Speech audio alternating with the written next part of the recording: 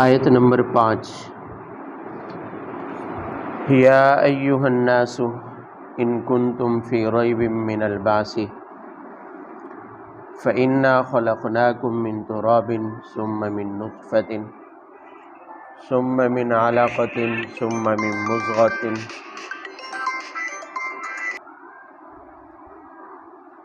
مخلقة وغیر مخلقة لنبین لکم ونقر فی الارحام ما نشاء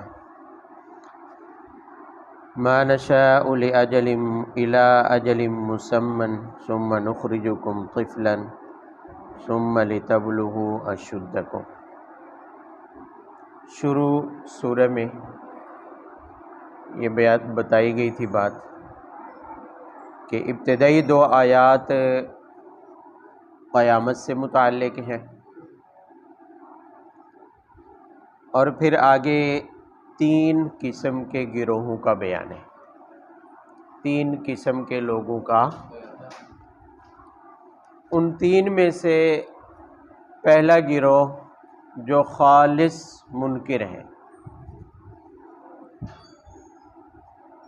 خاص کر جب قرآن نازل ہوا تو اس وقت یہ لوگ مشرکین عرب کہلاتے تھے، جو توحید کے بھی منکر تھے، رسالت کے بھی اور آخرت کے بھی کیا تھے؟ منکر۔ تو سب سے پہلے تو ان کا ہلکا سا تعارف کروایا کہ یہ وہ لوگ ہیں جو بغیر علم کے شیطان کی پیروی میں انہوں نے گمراہی کو اختیار کیا ہوا ہے۔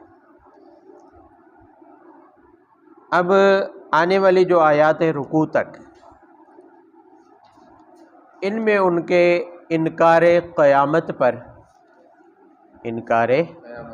دوبارہ زندہ ہونے پر جو ان کے اعتراضات تھے اس کا جواب ارشاد فرمایا گیا۔ مثلا ان کا مشہور اعتراض تھا، وہ کہیں قبرستان سے، کہیں ویرانوں سے جانوروں کی ہڈیاں، پرانی بوسیدہ ہڈیاں لے کے آتے اور ان کو پکڑ کر چورا چورا کر کے کہتے دیکھو جب ہم ایسے ہو جائیں گے تو کیا پھر دوبارہ پیدا ہو جائیں گے؟ یعنی جب مر کر مٹی میں مل جائیں گے، چورا چورا ہو جائیں گے، تو پھر کیسے ہو سکتا ہے ہم زندہ ہو جائیں؟ پھر کیسے ہو سکتا ہے کہ ہم دوبارہ؟ اس لیے نہ دوبارہ زندہ ہوں گے، نہ ہی کوئی قیامت ہے، نہ حساب و کتاب ہے، بس یہی زندگی ہے، یہی زندگی ہے۔ تو اس پر اللہ جل شانہ نے ترتیب سے 3 قسم کی دلیلیں دی ہیں، اور تینوں مشاہداتی دلیلیں ہیں۔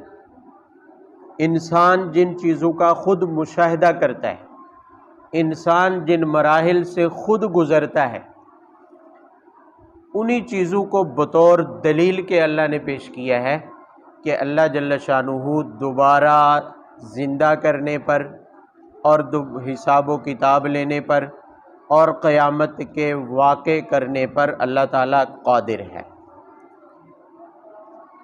ترتیب سے دیکھیں، سب سے پہلے اللہ جل شانہ نے مخاطب کیا ہے تمام انسانیت کو، یا ایھا الناس ان کنتم فی ریب من البعث، کہ اگر تمہیں شک ہے دوبارہ زندہ ہونے کے بارے میں۔ بعث کا لفظ، اس کا لفظی طور پر تو ترجمہ ہوتا ہے دوبارہ اٹھنا، مر کر دوبارہ زندہ ہونا، مرنے کے بعد دوبارہ، اس میں قیامت کے احوال، حساب و کتاب، جنت اور جہنم کے اندر جانا، یہ سب اس کے اندر داخل ہے۔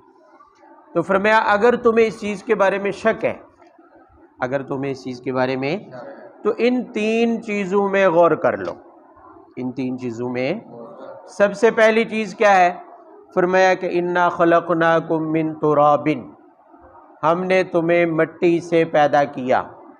ہم نے تمہیں، سب سے پہلے انسان آدم علیہ السلام مٹی سے پیدا ہوئے، اسی طرح ہر انسان بھی مٹی سے پیدا ہوتا ہے، اس کی ابتدا مٹی سے ہوتی ہے۔ مثلا کوئی بھی غذا ہے مٹی میں پیدا ہوتی ہے، مٹی میں تو مٹی سے غذا پیدا ہو کر جسم کا حصہ بنتی ہے، اسی غذا سے خون بنتا ہے، اسی غذا سے انسانی جسم کا منی کا ایک قطرہ بنتا ہے، نطفہ بنتا ہے۔ وہ ایک نطفہ پھر اللہ رب العزت جب وہ مادر رحم میں جاتا ہے، رحم مادر میں جاتا ہے یعنی ماں کے رحم میں، تو وہ وہاں جا کر 40 دنوں تک تو نطفہ ہی رہتا ہے۔ حدیث پاک میں آتا ہے 40 دنوں تک تو وہ یعنی اسی طرح پانی کا قطرہ، پھر اس کے بعد وہ خون کا لوتھڑا بنتا ہے، جمع ہوا خون 40 دن، پھر اگلے 40 دنوں میں وہ گوشت کی بوٹی کی طرح بن جاتا ہے۔ یہ وہ مراحل ہیں۔ اب جب وہ گوشت کی بوٹی کی شکل میں بن جاتا ہے، پھر یہاں پر فرشتہ آتا ہے، اللہ رب العزت سے آ کر پوچھتا ہے، اللہ کے رسول مخلقۃ او غیر مخلقۃ، جو یا لفظ استعمال ہوا ہے، کیا مطلب کہ یا اللہ کیا اس کو آگے انسان کی شکل دینی ہے یا نہیں دینی، پورا انسان اسے بنانا ہے یا نہیں بنانا، یا اس کا یہیں ساقط ہو جانا مقدر ہے۔ تو بعض کے لیے حکم جاری ہوتا ہے کہ ساقط ہو جائے، یعنی وہ بوٹی کی شکل میں ہی ساقط ہو جاتا ہے، حمل ساقط، اور بعض کے بارے میں حکم ہوتا ہے کہ اسے پورا انسان بننا ہے۔ پھر آگے سوال کیا جاتا ہے فرشتے کی طرف سے، چند سوالات ہوتے ہیں، اللہ رب العزت سے پوچھا جاتا ہے یا اللہ مرد یا عورت کیا بنانا ہے، مرد یا عورت کیا بنانا ہے، پھر اس کا رزق کیا لکھنا ہے، پھر اس کا رزق کیا لکھنا ہے، پھر اس کو جنتی جہنمی، نیک بخت یا بدبخت، اس کے بارے میں کیا لکھنا ہے، اس کا انجام کیا ہوگا، اسی طرح اس کی عمر کتنی ہوگی دنیا میں، یہ سب اسی وقت لکھ دیا جاتا ہے۔ اس کے بعد پھر وہ مزید کئی مہینوں تک ماں کے پیٹ میں رہتا ہے۔ اب اس کے بعد وہی گوشت کی جو بوٹی ہے، ہڈیاں بنتی ہیں، مزید گوشت ان کے اوپر چڑھتا ہے، پٹھے بنتے ہیں، پھر اس کی ان بقیہ مہینوں میں ماں کے پیٹ میں زندگی کے لیے خوراک کا انتظام، آکسیجن کا انتظام، گرمی اور سردی سے بچنے کا انتظام رکھا جاتا ہے، اور پورا ایک انسان بن کر پھر ماں کے رحم سے باہر آتا ہے، پیدائش ہوتی ہے، وضع حمل ہوتی ہے۔ یہ وہ مرحلہ ہے جس کے بارے میں اللہ جل شانہ فرماتے ہیں کہ سوال یہ ہے کہ یہ ساری کیفیات جو پیش آتی ہیں، مٹی سے پیدا ہونے والی غذا سے لے کر پورا انسان بننے تک، یہ جتنے مراحل ہیں، یہ سب کچھ کون کرتا ہے؟ یہ سب کچھ یقیناً اللہ۔ کوئی ہے جو ایسا کر رہا ہے؟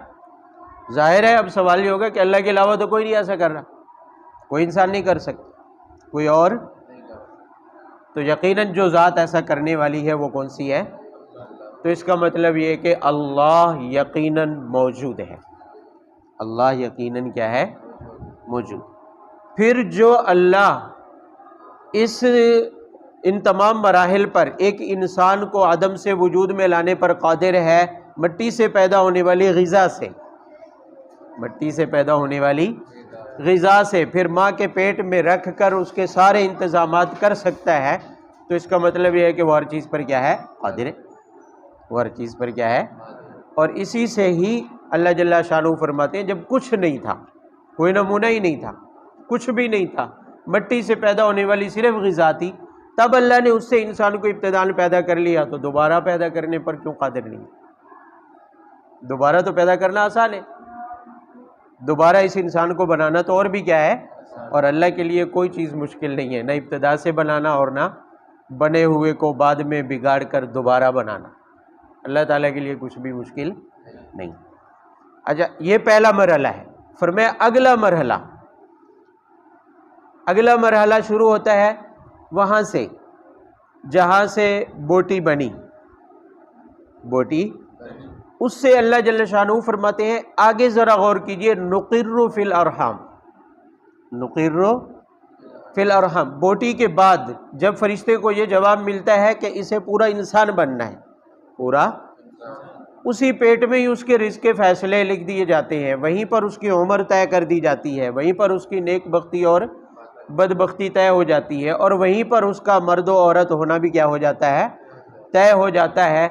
پھر اس کے بعد اللہ جل شانہ فرماتے ہیں نقر فی الارحام ما نشاء، ماؤں کے پیٹ میں ہم اسے تب تک ٹھہراتے ہیں جب تک چاہتے ہیں، ایک معلوم مدت تک، ایک معلوم مدت تک اسے اللہ تعالیٰ فرماتے ہیں نقر، اس لفظ پر غور کریں کہ ہم ٹھہراتے ہیں، ہم مطلب یہ ہے کہ اس کے وہاں ماں کے پیٹ میں بقیہ زندگی گزارنے کا انتظام ہم کرتے ہیں۔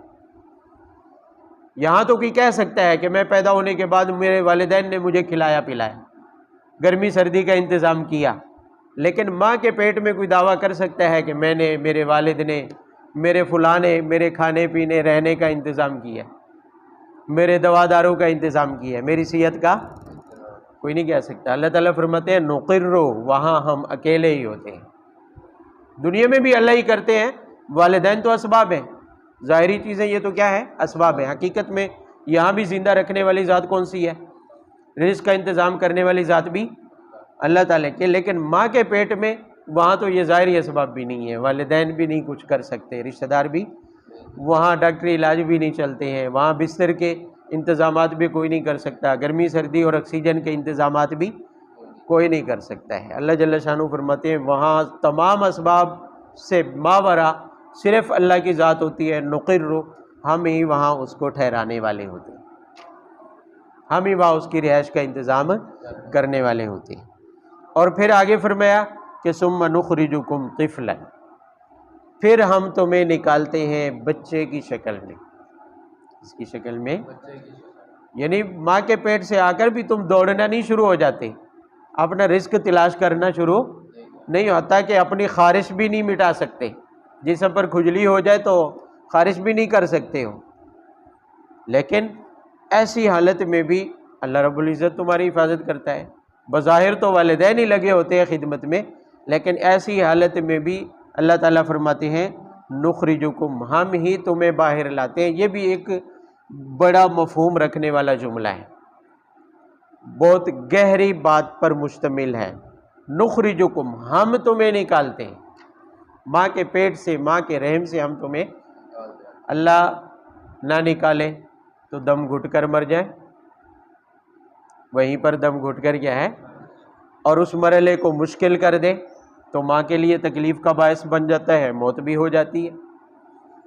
تو نخرجکم، اللہ تعالیٰ فرماتے ہیں تمہیں صحیح سلامت ماں کے پیٹ سے ہم باہر لاتے ہیں، پھر باہر بھی ہم ہی تمہیں زندہ رکھ رہے ہیں، اس لیے کہ ماں کے پیٹ ایک ایسی جگہ ہے جو بالکل بند ہے، بالکل کیا ہے، اور ایسی جگہ پر رہنے والا انسان جو بالکل ظاہری زمینی آکسیجن سے کیا ہو، ماورا ہو، پوشیدہ ہو، بند ہو، وہاں باہر آ کر ایک دم سے کوئی بھی زندہ نہیں رہ سکتا۔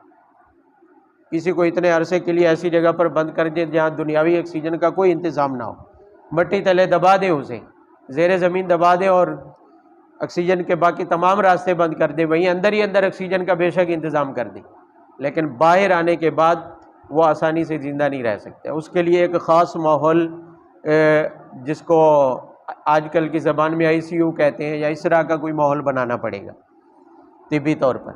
تو اللہ تعالیٰ فرماتے ہیں کہ باہر ہم تمہیں لاتے ہیں، اور یہاں تک بس نہیں ہوتی، لِتَبْلُغُوا أَشُدَّكُمْ، ہم تمہاری پرورش اور دیکھ بھال کا انتظام کرتے ہیں یہاں تک کہ تم اپنی جوانی کو، تم اپنی قوت کو پہنچ جاتے ہیں، یہاں تک اللہ تعالیٰ فرماتے ہیں ہم تمہارا کیا کر رہے ہیں، انتظام۔ پھر کیا ہوتا ہے، مِنْكُم مَن يُتَوَفَّى وَمِنْكُم مَن يُرَدُّ إِلَىٰ أَرْذَلِ الْعُمُرِ، کوئی تو بچپن میں یا جوانی میں ہی فوت ہو جاتا ہے اللہ تعالیٰ کے حکم کی وجہ سے، اور کوئی پھر چلتا رہتا ہے یہاں تک کہ إِلَىٰ أَرْذَلِ الْعُمُرِ، نکمی عمر تک پہنچ جاتا ہے، نکمی یعنی بڑھاپے کی اس حد تک پہنچ جاتا ہے کہ لِكَيْ لَا يَعْلَمَ بَعْدَ عِلْمٍ شَيْئًا، جو چیز تھوڑی دیر پہلے یاد تھی چند ہی لمحے بعد بھول جاتی ہے، جو پہلے بھولا ہوا تھا چند لمحے بعد کیا ہے، یاد آ جاتا ہے۔ یعنی وہ قوت حافظہ جو بچپن یا جوانی میں تھی وہ آہستہ آہستہ مرحلہ وار بدلنا شروع ہو جاتی ہے.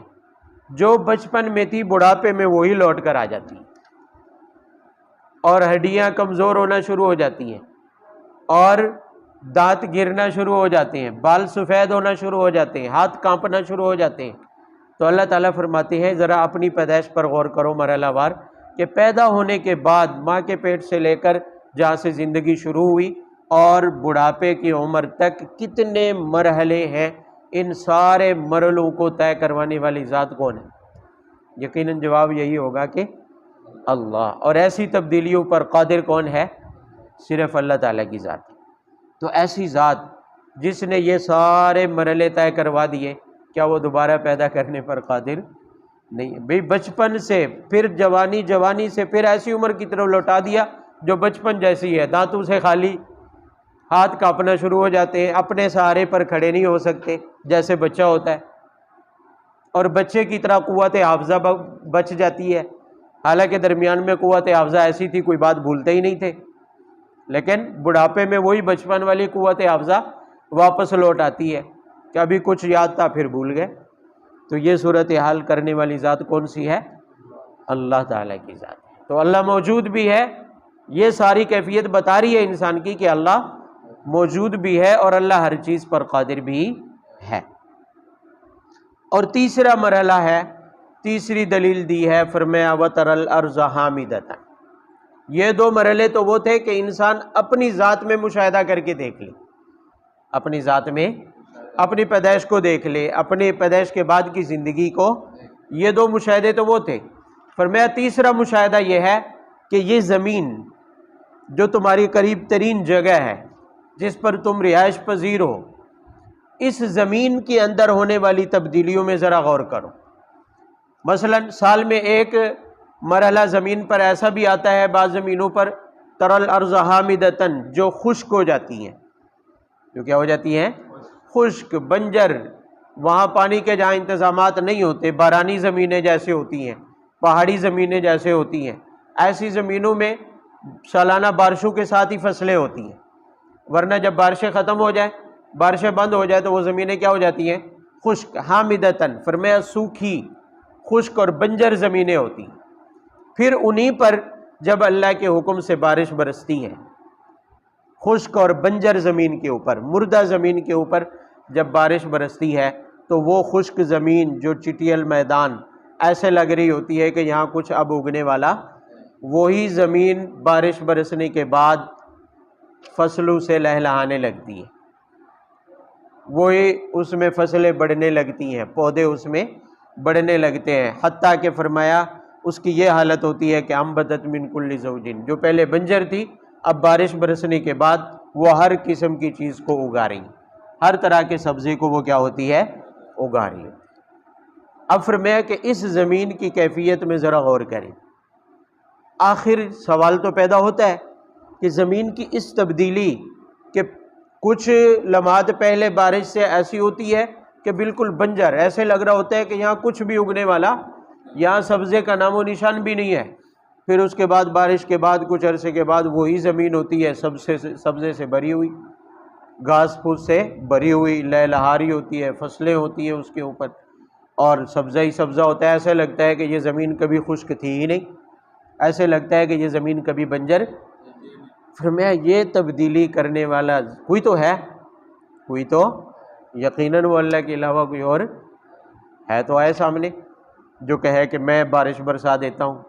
بھئی بارش برسانے کا سسٹم بھی ایک عجیب سا ہے. سائنسدان بھی، فلکیات والے بھی کہتے ہیں کہ گرمی کی وجہ سے، سورج کی تپش کی وجہ سے جب تپش سمندروں کے پانی پر پڑتی ہے تو بخارات اٹھتے ہیں، پھر وہ بخارات اوپر آسمانوں اور فضا میں جاتے ہیں، اور فضا میں ہوا کے کئی طبقات ہیں.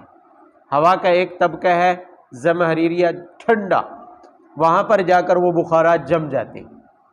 وہ بخارات پھر کیا ہوتا ہے؟ وہی بخارات، انہی بخارات سے دھند بنتی ہے. سردیوں میں جو دھند پڑتی ہے نا، انہی بخارات سے بنتی ہے. انہی بخارات سے یہ اولے یا باری جو برستے ہیں بارش میں، یہ بنتی ہے. انہی سے برف بنتی ہے جو برف باری ہوتی ہے. اور اسی جمے ہوئے بخارات سے بادل بنتے ہیں اور بارش برستی ہے۔ یہ سارا انتظام کون کر رہے ہیں؟ پانی سے بخارات اڑانا، وہاں ان کو جمانا فضا میں۔ بھئی کون سی کولنگ لگا کے آیا ہے انسان وہاں کہ اپنے لیے بادل جمائے؟ انسان کے پاس ایسا انتظام ہے کہ سمندروں کو ایسے تپا دے کہ وہاں سے بخارات اڑے؟ ہے انسان کے پاس؟ کسی کے پاس انتظام نہیں ہے۔ پھر وہاں جائیں اور ایسی کولنگ فضا کے اندر لگا دے کہ وہاں سے اولو کا انتظام بھی ہو جائے، برف کا انتظام بھی ہو جائے، وہاں سے شبنم کا انتظام بھی ہو جائے، انہی بخارات سے دھند کا انتظام بھی ہو جائے، اور انہی بخارات سے بادل اور بارش کا انتظام بھی ہو جائے، اور اسی سے مردہ زمین کو زندہ کرنے کا انتظام بھی ہو جائے۔ یہ سب کرنے والی ذات کون سی ہے؟ اللہ ہے۔ تو مطلب اللہ کی ذات موجود ہے، اور وہ اس مشکل بظاہر اس مشکل سسٹم پر قادر ہے، تو ایک انسان کو دوبارہ زندہ کرنے پر قادر کیوں نہیں؟ بات سمجھ آئیے؟ ذرا آگے اور کریں، نتیجہ بیان کیا آگے۔ تو فرمایا کہ ان تین دلیلوں کے بعد دو انسان کے اپنی ذات میں مشاہدے ہیں، اور ایک زمین کے اندر کیا ہے؟ مشاہدہ، مردہ زمین کو زندہ کرنے کا مشاہدہ۔ یہ انسان اپنی آنکھوں سے کرتا ہے۔ مردہ زمین، خشک زمین، بنجر زمین کے سبزے میں بدلنے کا یہ مشاہدہ بھی انسان اپنے آنکھوں سے کرتا ہے۔ فرمایا ان تین مشاہدات کے بعد 5 نتیجے برآمد ہوتے ہیں۔ اگر ان 3 چیزوں میں غور کرے انسان، ان میں فکر کرے، سوچ و بچار کرے، تو کتنے نتیجے نکلتے ہیں؟ 5۔ دیکھیں کون سے؟ فرمایا سب سے پہلا تو یہ نتیجہ نکلتا ہے ذالک بأن اللہ هو الحق۔ فرمایا ان تینوں مراحل میں، مشاہدات میں غور و فکر کرنے کے بعد ایک عقل مند آدمی یہ سمجھ سکتا ہے کہ ان تمام چیزوں کو سامنے رکھ کر فرمایا بأن اللہ هو الحق، ایک عقل مند فہم و ادراک رکھنے والا یہ سمجھ اور مان سکتا ہے کہ اللہ ہی برحق ہے۔ اللہ کا موجود ہونا ایک برحق اور یقینی بات ہے، اللہ کے علاوہ یہ سب کوئی اور کرنے والا نہیں۔ اور دوسرا نتیجہ، فرمایا دوسرا نتیجہ اس سے یہ نکلتا ہے انہ یحیی الموتى، کہ مردوں کو وہی زندہ کرتے ہیں۔ مردوں کو بھئی غذا جو مٹی سے پیدا ہوئی مردہ ہے کہ نہیں ہے؟ نطفہ مردہ ہے کہ نہیں ہے؟ پھر اس سے بننے والا خون وہ مردہ ہے کہ نہیں ہے؟ گوشت کی بوٹی مردہ ہے کہ نہیں ہے؟ اتنے مردوں کو جمع کرنے کے بعد پھر اللہ اس میں روح پھونک دیتے ہیں، اسی میں زندگی ڈال دیتے ہیں، اسی کی ہڈیاں بنا دیتے ہیں، اسی پر گوشت پوست چڑھا دیا جاتا ہے، اسی پر پٹھے چڑھا دیے جاتے ہیں، بے شمار اعضاء جسم کے اسی کے ساتھ جوڑ دیے جاتے ہیں، اتنی مردہ کیفیات کے بعد۔ تو ان تمام مراحل میں غور و فکر کرنے سے معلوم ہوا کہ مردوں کو زندہ کرنے والی ذات کون سی ہے؟ جیسے مردہ زمین کو زندہ کیا، تو اس ساری کیفیات کو اگر غور سے دیکھیں تو یہ دوسرا نتیجہ یہ نکلتے ہیں انہ یحیی الموتى، وہی مردوں کو کیا کرنے والے ہیں؟ تو جب مردوں کو زندہ کرنے کی طاقت اللہ کے پاس ہے تو انسان مرنے کے بعد دوبارہ کیوں نہیں زندہ ہو سکتا؟ یہ کون سا کوئی مشکل کام ہے؟ یہ کام تو ہے ہی اللہ کا، اس کے علاوہ کوئی اور ذات اور شخصیت ہے ہی نہیں جو یہ کام کر سکے کہ مردوں کو زندہ، مردوں میں روح ڈال سکے۔ اور تیسرا نتیجہ یہ نکلتا ہے انہ علی کل شیء قدیر، انہ علی کل، فرمایا جو اللہ ان 3 کیفیات پر، ان 3 مشاہدات پر کیا ہوتا ہے؟ قادر ہے، تو وہ اللہ ہر چیز پر قادر ہے۔ وہ اللہ بھی غذا سے انسان بنا دینا، پھر اسی انسان کو مرحلہ وار بڑھاتے بڑھاتے بڑھاپے تک پہنچا دینا، پھر مردہ زمین کو زندگی تک لے آنا، سب لہلہاتے سبزے تک لے آنا، یہ سب جو ذات کر سکتی ہے ایک مشکل کام ہے۔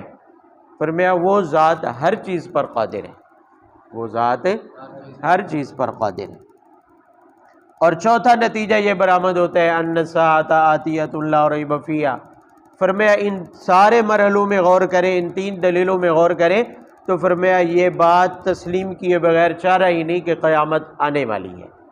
قیامت بھئی انسان کی مرحلہ وار پیدائش، جوانی، پھر بڑھاپا اور فنا ہو جانا، یہ دلیل ہے اس بات کی کہ کچھ ہونے والا ہے، کچھ اس لیے کہ اللہ تعالیٰ نے جب یہ سارے مرحلے گزارے اور ایک محدود عمر کے لیے زندہ رکھا تو اس کا مطلب ہے کوئی نہ کوئی مقصد ہے، کوئی نہ کوئی کیا ہے، مقصد ہے، کیونکہ اللہ تعالیٰ بے مقصد کسی کو کوئی فعل سر انجام نہیں دیتے، حکمت سے خالی کوئی فعل نہیں ہوتا، کیونکہ اللہ تعالیٰ کی ذات حکیم ہے۔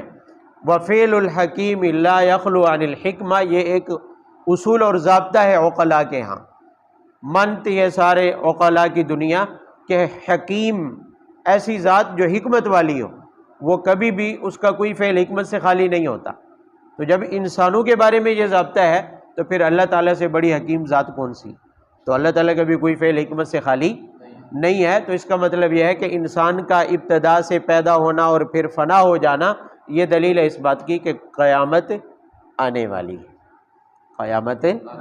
اسی طرح دنیا کی کسی بھی چیز کو دیکھ لے، سبزہ ہوتا ہے، فصل اگتی ہے، ہر چیز فنا کی طرف جاتی ہے اور اس کی عمر محدود ہوتی ہے، اس کی زندگی، اس کے جوبن محدود ہوتے ہیں۔ بھئی سبزہ ہوتا ہے، چند ہی دنوں میں لہلہاتا ہے اور چند ہی دنوں میں وہی لہلہاتا ہوا کھیت سوکھ جاتا ہے اور فنا ہو جاتا ہے۔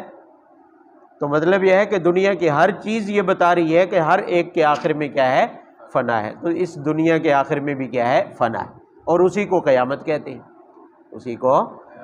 یہ چوتھا نتیجہ۔ اور پانچواں نتیجہ جو جس کے لیے یہ ساری دلیلیں چلائی گئی تھی، یہ مشاہدات بتائے گئے تھے، فرمایا اس سے یہ برآمد ہوتا ہے نتیجہ کہ ان اللہ یبعث من فی القبور، کہ جو قبروں میں ہیں اللہ انہیں دوبارہ زندہ کرے گا، کیونکہ قیامت تبھی آ سکتی ہے جب پھر اللہ دوبارہ کیا کرے، زندہ کرے اور حساب و کتاب لے، حساب و کتاب لے، بے مقصد نہیں ہے، دوبارہ زندہ کرنا بھی بے مقصد نہیں۔ وَمِنَ النَّاسِ مَن يُجَادِلُ فِي اللَّهِ بِغَيْرِ عِلْمٍ وَلَا هُدًى وَلَا كِتَابٍ مُنِيرٍ۔ آخری 3 آیات اس رکوع کی اس پہلے گروہ کے لیے بطور نتیجہ کے ہیں۔ پہلا گروہ کون سا تھا؟ شروع میں بتایا، جو بغیر علم کے جھگڑا کرتے ہیں اور شیطان کی کیا کرتے ہیں، پیروی کرتے ہیں، اور خالصتاً منکر ہیں، خالصتاً ذات باری تعالیٰ کے بھی، وحدانیت کے بھی، اور قیامت کے بھی کیا ہیں، آخرت کے بھی کیا ہیں، منکر، رسالت کے بھی کیا ہیں، منکر ہیں۔ ان کے بارے میں فرمایا بطور نتیجہ کہ وہی پہلی بات دہرائی ہے، ایک تو یہ ہے کہ یہ بغیر علم کے اللہ کے دین کے بارے میں جھگڑا کرتی ہیں، بغیر اور بغیر ہدایت اور روشن کتاب کے۔ 3 باتیں کی ہیں کہ ان کے پاس آسمانی علم بھی نہیں ہے، جیسے مشرکین عرب تھے، کوئی ان کے پاس آسمانی کتاب، یہود و نصارہ کہہ سکتے تھے کہ ہمارے پاس تورات اور انجیل ہے، آسمانی علم ہے، لیکن مشرکین عرب کے پاس کوئی علم۔ اور دوسرا یہ ہے کہ ولا ہدن، ان کے پاس کوئی دینی ایمانی رہنمائی بھی نہیں تھی، رہنما کتاب بھی نہیں تھی، اور کوئی رہنما انسان بھی نہیں تھا۔ رسول اللہ تھے رہنما، ان کا تو وہ انکار کر رہے تھے، ان کا تو وہ انکار کر رہے تھے، تو ان کے پاس کوئی ہدایت بھی۔ اور تیسرے نمبر پر کتاب منیر، کوئی روشن کتاب یعنی آسمانی کتاب بھی اللہ کی طرف سے موجود نہیں تھی۔ ان کے پاس تینوں چیزیں جو ہدایت کا ذریعہ بن سکتی ہیں، تینوں ان کے پاس موجود ہے۔ تو نتیجہ یہ ہے کہ ثانیہ عطفی ہی، ثانیہ شیطان کی طرح وہ ہر وقت اس بات کے لیے تیار رہتے تھے کہ لیضل عن سبیل اللہ، کہ اللہ کے دین سے لوگوں کو کیا کر دے، گمراہ۔ جیسے شیطان پہلے دن سے اللہ کے ساتھ یہ وعدہ کر کے نکلا تھا، ہٹ درمی دکھا کے، کہ میں قیامت تک مجھے مہلت مل گئی ہے تو اب میں تیری مخلوق کو کیا کرتا رہوں گا، گمراہ۔ تو فرمایا یہ لوگ جو بغیر علم کے، ہدایت کے اور آسمانی کتاب کے بغیر جو ہٹ درمی پر اڑے ہوئے ہیں، یہ لوگ بھی شیطان کی طرح ہیں کہ یہ بھی ہر وقت لوگوں کو اللہ کے دین سے روکنے کے لیے، گمراہ کرنے کے لیے ہر وقت تیار رہتے ہیں، ہر وقت کیا رہتے ہیں۔ لہو فی الدنیا خزی ونذیقہ یوم القیامہ، یہ ان کا اخروی اور دنیاوی انجام بیان فرمایا۔ فرمایا دنیا میں ان کی رسوائی ہے، دنیا میں ان کی کیا ہے، دنیا میں ہر موقع پر یہ ناکام ہوں گے، ہر موقع پر یہ کیا ہوں گے، کثرت اسباب کے باوجود، بدر میں، خندق میں، پھر فتح مکہ میں، حنین میں، بدر میں، مختلف مواقع پر کیا ہوئے، ناکام، رسوا ہوئے، ہر جگہ پر رسوائی ان کا کیا بنی، مقدر بنی۔ اور قیامت والے دن نذیقہ یوم القیامتی عذاب الحریق قیامت والے دن آگ میں جلنے کا عذاب ہوگا، قیامت میں اس وقت بھی ان کا انجام کیا ہوگا؟ مشکل ہوگا۔ ذالک بما قدمت یداک وان اللہ لیس بظلام للعبید۔ ہاں کسی کو ہو سکتا ہے کہ یہاں دنیا میں بھی رسوا ہو چکے، آخرت میں پھر عذاب ہوگا، یہ تو ظلم ہے، یہ تو کیا ہے؟ اللہ تعالیٰ فرماتے ہیں ظلم تو تب ہوتا جب تمہارا کوئی کرتوت نہ ہوتا ہے، تمہارے کوئی قصور نہ ہوتا، پھر عذاب ملتا۔ فرمایا اللہ تعالیٰ ظالم نہیں ہے، یہ تو ذالک بما قدمت یداک، یہ تو تمہارے اپنے ہاتھوں کا کیا در ہے، یعنی قیامت والے دن جو عذاب ہوگا وہ تو تمہارے عمل کی بنیاد پر ہوگا، اور چونکہ تم ایمان نہیں لائے، اور ایمان نہ لانے کی سزا جو ہے ہمیشہ کی جہنم ہے، ہمیشہ کی کیا ہے؟ جہنم ہے۔ تو ذالک بما قدمت یداک، یہ تو تمہارا اپنا ہی آگے بھیجا ہوا ہے جس کی تم سزا بھگت رہے ہو، اور جب اپنے قصور اور کرتوت کی سزا ملے تو وہ ظلم نہیں ہوتا، وہ ظلم دنیا والے بھی اس کو ظلم نہیں کہتے۔ بے قاتل کو پھانسی پر لٹکا دیا جائے تو کوئی کہتا ہے کہ لٹکانے والے ظالم ہے، حکومت کیا ہے؟ ظالم ہے، کوئی کہتا ہے؟ کوئی بھی نہیں کہتا کہ حکومت ظالم ہے۔